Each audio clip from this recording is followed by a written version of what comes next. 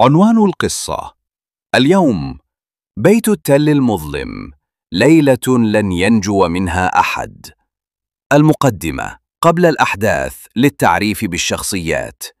قبل ما نبدأ لازم تعرفوا مين أبطال قصتنا الليلة. آدم الشجاع، لكن فضوله أكبر من عقله، دايما أول واحد يدخل في المشاكل. ليلى أذكى واحدة في المجموعة، بتحاول دايما تفكر بعقل، لكن أحيانا عقلها بيخونها. كريم أكتر واحد بيخاف، بس لسانه طويل وبيحاول يضحك لما يتوتر. والليلة التلاتة دول حيلاقوا نفسهم في مكان محدش بيرجع منه.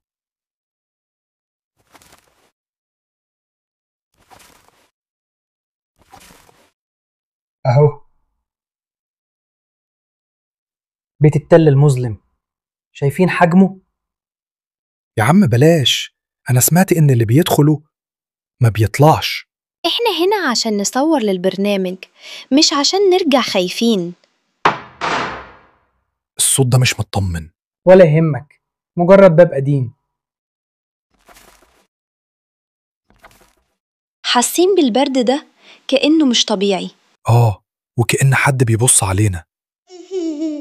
انتوا سمعتوا؟ يمكن من الدور اللي فوق. خلينا نشوف. الباب مقفول، بس في ضوء بيتسرب من تحت. لحظة، في حركة جوه. أنا مش هفتح.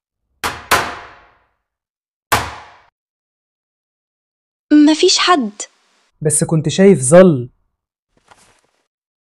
حد فوق. الصوت جاي ناحية الدرج.